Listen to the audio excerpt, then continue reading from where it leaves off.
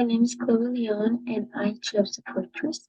I chose this movie because I thought it was a very underrated, beautiful movie. And even though it's an event that happened a long time in Korea, it does show how it affected people back then, and it does bring some symbolism to the table.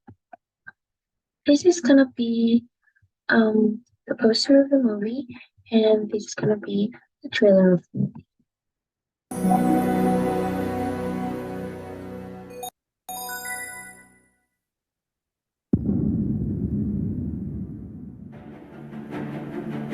성 밖엔 온통 적들이 깔렸다고 들었다. 전하, 속해 남한산성으로 옥체를 피하소서.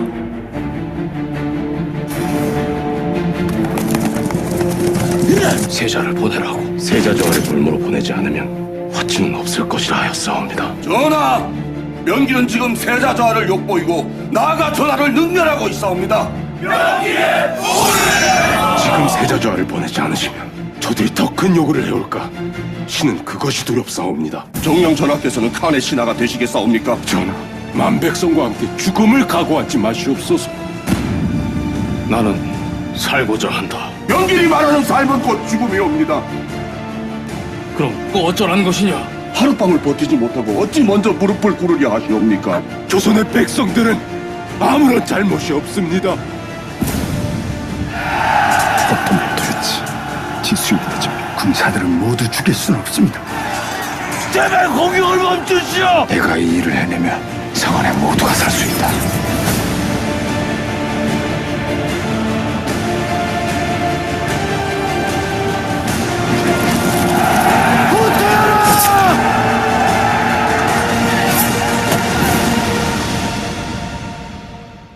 I think it's a really good trailer. Doesn't tell you a lot or too little. So the short plot of this movie, it's what makes it really interesting. It's because it was a historical event in Korea in 1636, and this was China's invasion of Korea. So the Qing dynasty actually supported the Chinese emperor's order to bring all countries, all kingdoms around it together under his leadership. However, in the movie King Angel in real life, he refuses this command, and this results in the Chinese emperor sending an army towards him. So the consequence of this is that King Angel went to the mountains and he sought refuge in there. And what that brought them, all of them, is that all his government and the 1,300 men that he brought were going through a really harsh winter. So as a result, people were starved or died of the freezing temperatures they were living in. So I summarized it a little bit, but in the movie we see two main characters always advising very different ideologies and beliefs to King Angel, who's on the bottom.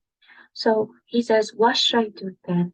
And I do think King Angel, and this is just my opinion, but I do think he's a little bit weak. He doesn't have a strong belief. He doesn't have his own opinion. He's not brave on what he believes. But King, who's in the left, and then Choi, they think differently. King recommends the king to actually keep fighting, even though his men are dying. He doesn't have resources, and they're all starving. Like they don't have strength. But Choi tells him, like, please obey, please surrender. We all want to survive. You want to survive, and we may not even die in their hands. So it's very interesting to see. Some facts that I added of this movie is, well, it was made in 2017. The director of the movie is Hwang Dong-hyuk. I'm sorry, my Korean is not good. I'm sorry about that. The genre will be war drama, but I also consider it historical and action. And the awards, they won a lot, but I listed a few of them. They won the 10 Best Films of the Year in the Korean Association of Film Critics Award. the Best Film, Best Director in Basic Sing Art Awards, the Best Screenplay in Blue Dragon Awards, and it was nominated in many such as Blue Film Awards, Blue Dragon, Cine 21, and more. The box office of this movie in the US was actually 138.5K, which I think is very low. But also, it's not a very popular topic, so I don't know how it looks like in the different audiences we have in this country. I added that it's also based on a true story because it is a representation of one of the toughest times of Korea in history, even though if it's 300, 400 years ago. Nobody likes to be invaded and get their home stolen, have to change for other people. Another fact that I didn't add in this movie was that actually this movie has a 6.8 in Rotten Tomatoes, and I think it should be a little bit higher, maybe an 8 out of 10. Alright, so for my cast, I added 4 of the main characters. We have Park Hae-in as King Angel, and this is Jo Seon Kim, who does struggle between deciding of life and death for him and his people. Then we have Kim Young-suk as King Sang-han, and this is the leader of the battles, Choi, who is acted by Lee Byung-hun, and they both really think differently of life.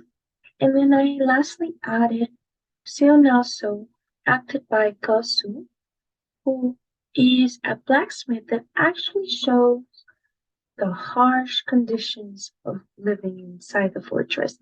These 3 other men, yes, they had a political problem and survival, but they were well fed, they were well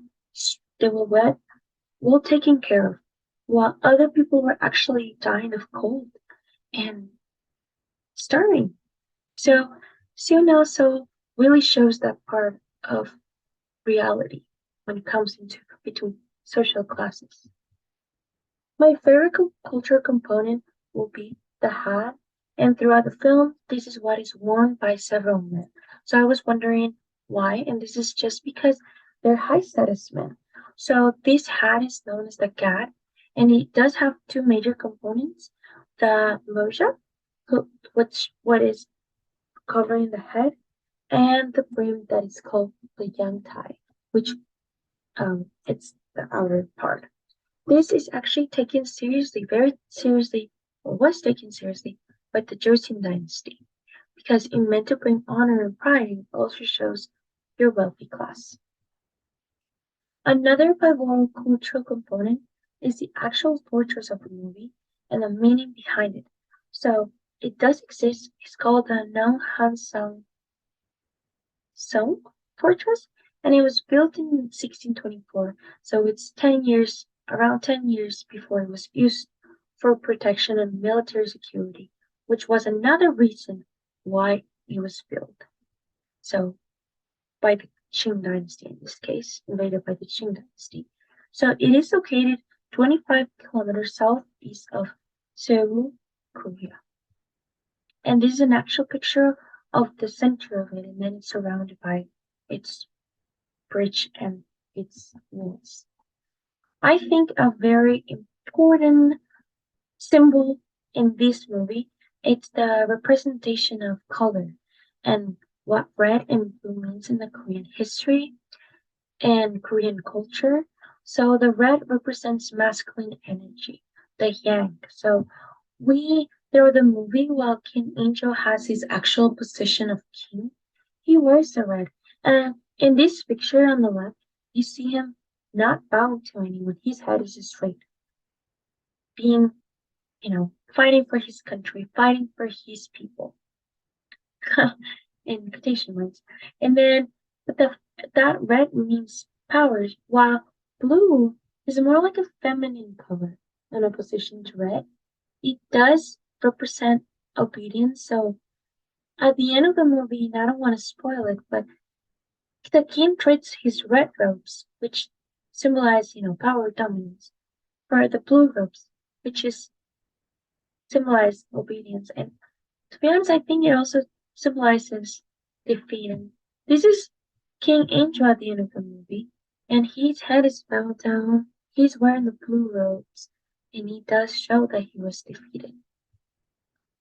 My favorite special film picture would be the picture that by Ji Young Kim, and I think it's so well put together. Its transition is smoothly, and I just love how he captured even the snow, which is a symbol in the movie as well.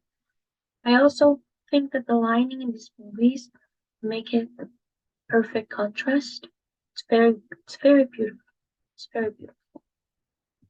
I believe that the fortress really brings um into life the darkest moments of Korea's history, even though if it's a long time ago. I do like to see how this powerful individual is in conflict and with his important decisions, especially with his advisors that have conflicting views. So my last thought would be King Aegis is stuck between a mountain and an army. Does he sacrifice his people and his dynasty for his honor? Or does he bow to an outside force and live on? So we know what happens, but what's your opinion? So thank you so much for watching, and I hope you enjoy my presentation. And yeah, have a good day.